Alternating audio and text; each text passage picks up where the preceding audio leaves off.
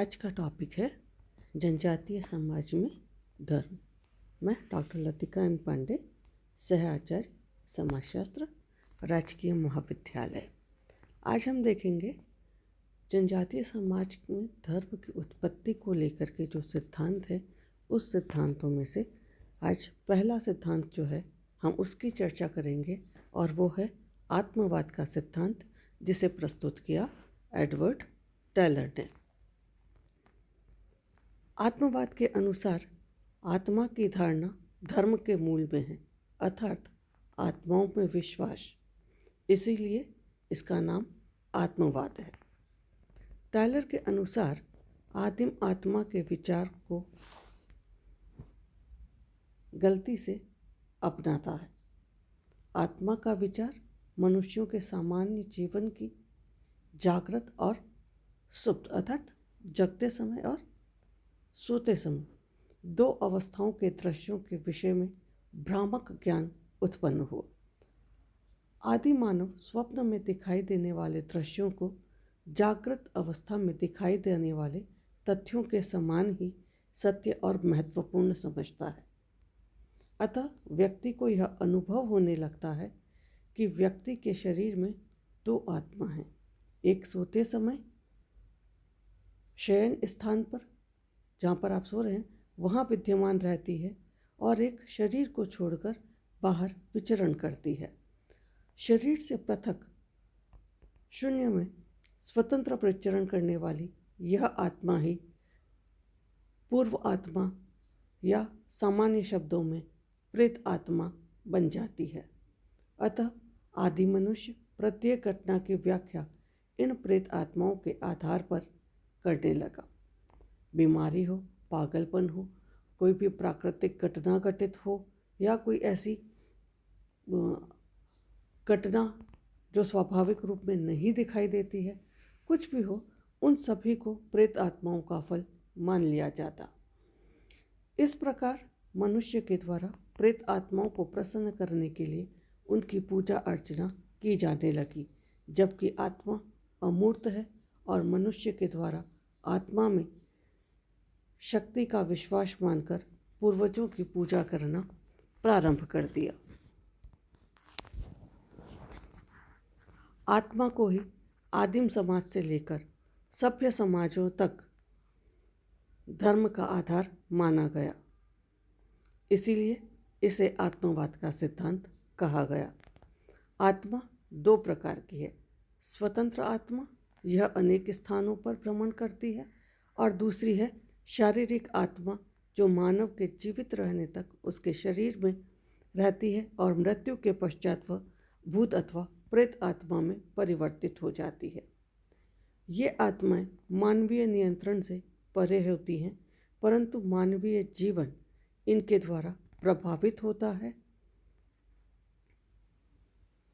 अप्रसन्न रखने पर यह आत्मा मानव को नुकसान पहुंचा सकती है, और इसी से बचने के लिए आदि मनुष्य ने अपने पूर्वजों की पूजा अर्चना करना प्रारंभ किया। इसलिए धर्म आध्यात्मिक शक्ति में विश्वास है, आत्मा की शक्ति में विश्वास है। यह विश्वास दैनिक जीवन के अनुभवों से जो उसे जागते हुए अथवा निद्रा अवस्था में हुए। निद्रा में स्वप्न के दौरान वह अपने को कई कार्यों में संलग्न देखता है, अपने पूर्वजों से मिलता है और ऐसे स्थान पर जाता है जहां वह पहले कभी नहीं गया। जागने पर अपने आप को पुनः उसी स्थान पर पाता है।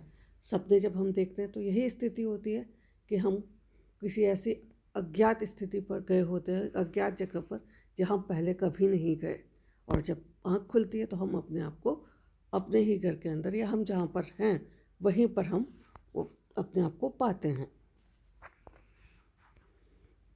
जागृत अवस्था में भी वह अनेक विचित्र अनुभवों से परिचित होता है। वह स्वयं की प्रतिध्वनि सुनता है, प्रतिबिंब देखता है, अपनी परछाई से अपने आप को अलग नहीं कर पाता। इस दौरान उसने मृत और जीवित व्यक्ति में भी भेद देखा। मृत्यु के पश्चात वह दिखता तो पूर्ववत है, परंतु उसकी सभी क्रियाएं बंद हो जाती है, और तब आदि मानव में उस अदृश्य शक्ति के प्रति विश्वास उत्पन्न हुआ और उसे उन्होंने आत्मा के नाम से पुकारा।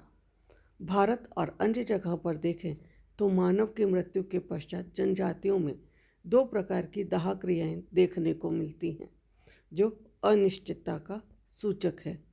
आत्मा के लौटने की संभावना समाप्त होने पर ही अंतिम संस्कार किया जाता है। भारत की टोडा जनजाति में अभी भी यह प्रक्रिया प्रचलित है।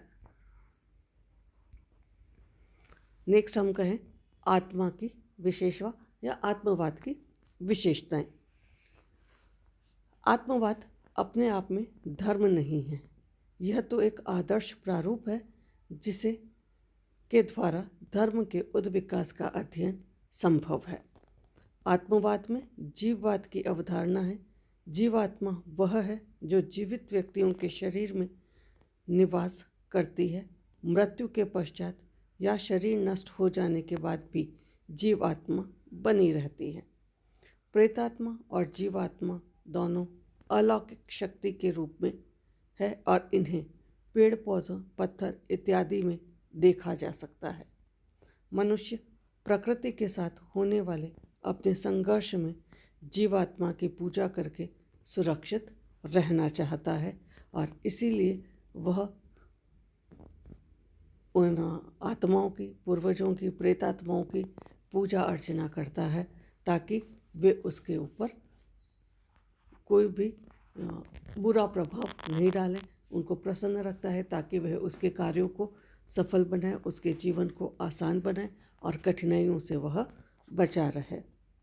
तो यह आत्मवाद का सिद्धांत है। नेक्स्ट हम देखेंगे मानववाद का सिद्धांत और प्रकृतिवाद या टोटमवाद के सिद्धांत की चर्चा करेंगे। धन्यवाद।